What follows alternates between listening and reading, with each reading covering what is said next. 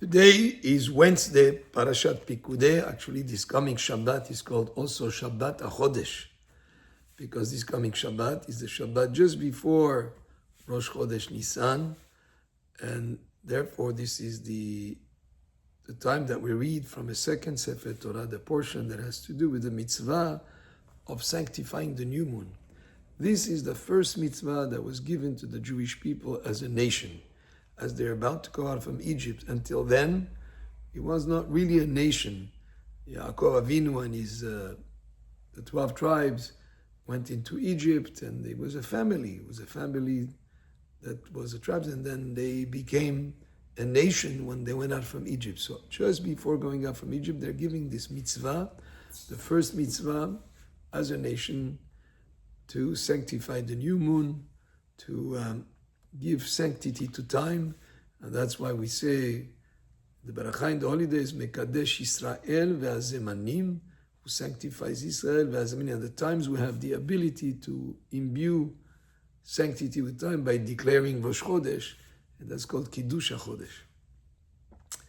Rosh Chodesh Nisan will be on Sunday, a very important day of the year. Actually, there's a machloket in the Gemara between Rabbi Eliezer and Rabbi Yoshua, whether the world was created on the 1st of Tishrei or the 1st of Nisan. Rabbi Eliezer says the 1st of Tishrei, Rabbi Yoshua says the 1st of Nisan. There is a machloket as to when the world was created. An opinion that one date is the date that it was b'machshava, it was like as a plan, as an idea, and then the realization was. But in general, the months of the year in the Torah, when we say the first month, we refer to Nisan, which is this coming Sunday, begins the month of Nisan. The month of Tishrei is called the 7th month of the year, because it comes as the 7th month after Nisan.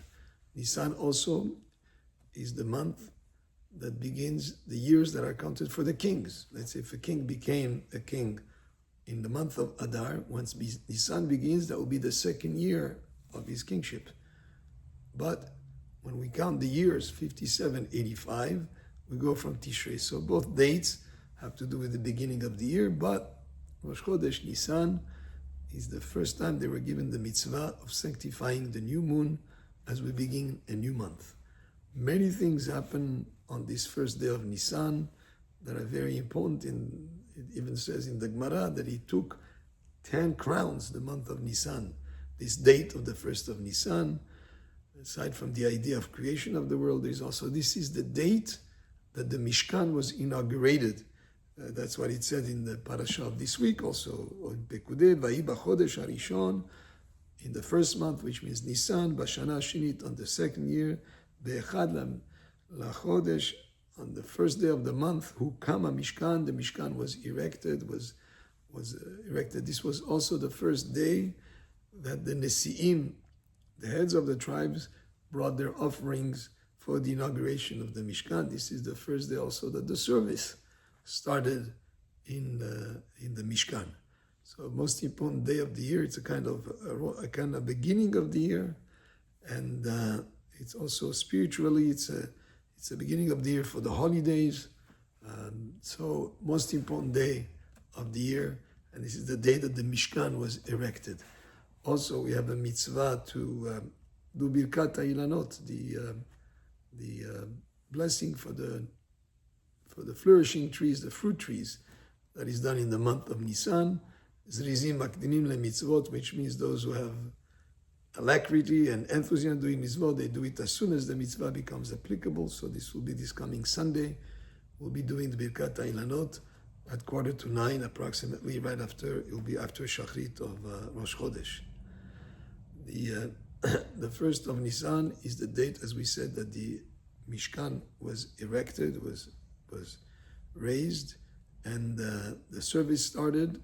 But the way that it reads in the parasha, it says, Hukama Mishkan. The Mishkan was erected as if it was passively done. Yet, in other pesukim in the parasha, it says, B'yom HaChodesh HaRishon Be'echad LaKoshen Takim et Mishkan Ohel Moed.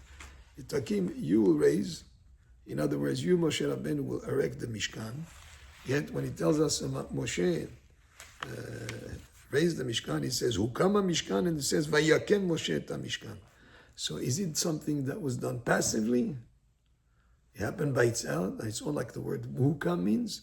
Or is it something that Moshe did? Vayakem et Mishkan, and he himself erected the Mishkan. So from this we hear a very important principle. The walls of the Mishkan were very heavy. And Moshe or anybody on his own to raise them would be difficult. So that's why Hukam Mishkan, Moshe did his part. He did his ishtadlut. He was there to raise the walls, those beams, to raise them of the walls around the Mishkan. But on his own, by himself, he couldn't have done it. Hukam Mishkan, Hashem helped him. And ultimately, it was Hashem's help and assistance that helped him to erect the Mishkan. But it's not just on the Mishkan. Everything that we do in life, we have to do our ishtadlut, our personal effort. We apply ourselves to do whatever task we're involved in. But ultimately, we have to realize that it's all because Hashem enables us to do it. Hashem gives us the power, the thinking, the wisdom, the ability to move and raise whatever we're doing. The life that Hashem gives us is something that is there together with us to make it happen. So this is the idea of Vayakem Moshe et Mishkan on one hand, but on the other hand, Hokam Mishkan. So idea from the parasha of this week, again, Rosh Chodesh Nisan will be Sunday. Another reason why this is a very important month. It's Chodesh Aviv, it's the month of springtime when the whole in creation, everything is rejuvenated and comes back to life with the trees flourishing, etc. And Aviv, which means spring in Hebrew, Chodesh Aviv, the month of the Aviv, has within the word Aviv the concept of the letters Av, Yud Bet. Av, which means the father, Yud Bet, 12. The month of Nisan is like the father of all the 12 months. Baruch Adonai le'olam, amen ve'amen.